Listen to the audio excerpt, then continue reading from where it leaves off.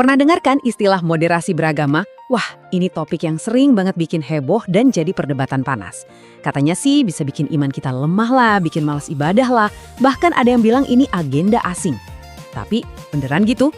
Nah, dalam pembahasan kali ini kita akan bedah tuntas satu persatu mitos-mitos yang selama ini menyelimuti konsep moderasi beragama.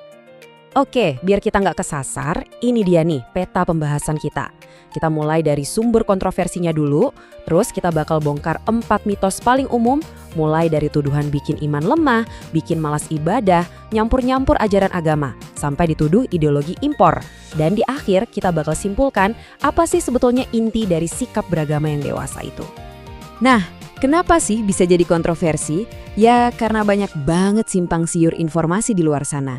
Jadi, tujuan utama kita sekarang adalah memisahkan mana fakta dan mana hoaks biar kita semua paham esensinya. Yuk, kita mulai dari kesalahpahaman yang paling sering kita dengar. Oke, kita langsung aja ya masuk ke mitos yang pertama.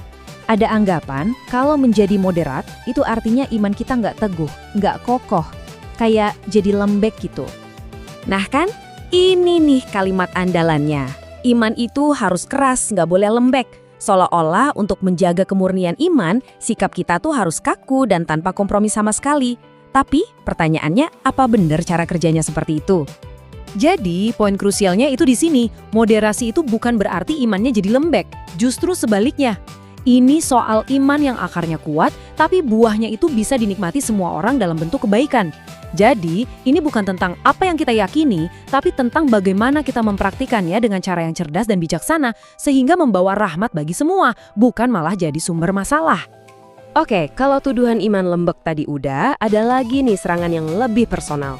Mitos kedua ini menuduh orang-orang yang moderat itu sebagai orang yang malas atau minimalis dalam menjalankan agamanya. Iya, sering banget kan kita dengar, orang moderat itu cuma cari-cari alasan aja biar bisa mager, biar bisa santai-santai sama kewajiban agamanya. Seolah-olah moderasi ini jadi jalan pintas buat yang nggak mau repot-repot beribadah. Wah, ini salah kaprah banget. Moderasi itu justru butuh disiplin loh. Ini bukan soal jadi malas, tapi soal gimana kita bisa nemuin jalan tengah yang pas dan justru menghindari dua kutub ekstrim yang sama-sama bahaya. Coba deh kita lihat di sini. Di satu sisi, ada yang namanya hulu. Ini tuh yang berlebihan banget ibadahnya. Sampai lupa sama keluarga, lupa sama masyarakat. Nggak bagus juga kan? Nah, di sisi lain ada yang cuek bebek, ninggalin kewajiban agama sama sekali. Moderasi itu ya di tengah-tengahnya. Ibadah tetap jalan, kualitasnya bagus, dan yang paling penting, ibadah itu bikin kita jadi manusia yang lebih baik dan berguna buat orang lain. Oke, sekarang kita masuk ke mitos yang mungkin paling sensitif dan paling sering jadi sumber ketakutan, yaitu moderasi dituduh bertujuan untuk mencampur adukan semua agama atau istilah kerennya sinkretisme. Nah, ini dia nih ketakutan terbesarnya. Banyak yang khawatir kalau moderasi itu semacam agenda tersembunyi buat nyampur-nyampurin semua agama yang ujung-ujungnya bikin kita jadi ragu sama iman kita sendiri. Dan disinilah letak jawaban paling pentingnya. Moderasi itu sama sekali nggak mencampur adukan urusan teologi. Justru sebaliknya, moderasi itu ngasih pagar yang super jelas antara mana urusan keyakinan pribadi dan mana urusan interaksi kita di masyarakat. Nah, tabel ini ngejelasinnya dengan pas banget. Ada dua dunia yang beda. Di ranah keyakinan, di soal akidah, ya kita harus kokoh, nggak bisa ditawar-tawar.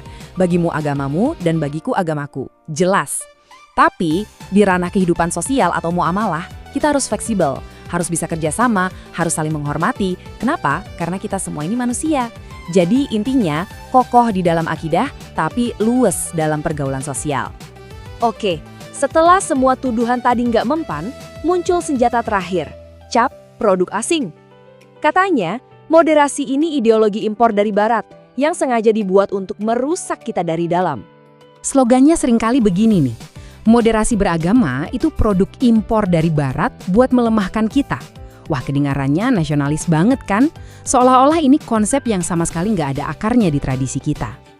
Dan ini kelirunya fatal banget. Kenapa? Karena faktanya konsep moderasi atau jalan tengah ini justru datangnya dari jantung ajaran agama kita sendiri. Ini konsep asli, bukan impor sama sekali. Ini dia buktinya teman-teman. Konsep umatan wasatan, apa artinya? Umat yang adil, seimbang, yang ada di tengah-tengah. Ini bukan konsep baru, ini adalah cita-cita luhur yang ada di dalam ajaran agama kita. Jadi, kalau kita bicara moderasi, kita itu sebenarnya lagi berusaha kembali ke akar, kembali ke warisan asli kita sendiri. Jadi, setelah kita bongkar semua mitos tadi, apa dong intinya? Moderasi beragama itu ternyata bukan soal jadi lemah. Justru sebaliknya, ini adalah tanda kedewasaan. Kedewasaan dalam berpikir dan kedewasaan dalam beriman. Terus, orang yang moderat itu kayak gimana sih ciri-cirinya? Ya ini dia, mereka cerdas dalam memahami ajaran. Gak asal telan, mereka seimbang antara ibadah dan kehidupan sehari-hari. Keyakinan intinya, wah itu kokoh banget. Tapi dalam pergaulan sosial, mereka terbuka, gak kaku. Keren kan? Gak milih satu, tapi bisa merangkul semuanya. Pada akhirnya, memilih jalan moderasi itu artinya kita memilih untuk jadi dewasa dalam beragama. Ini adalah pilihan sadar untuk jadi bagian dari solusi, bukan nambah-nambahin masalah. Jadi, pertanyaannya sekarang bukan lagi apa itu moderasi, tapi lebih ke kita mau ambil peran apa nih untuk mewujudkan kedamaian lewat sikap beragama kita.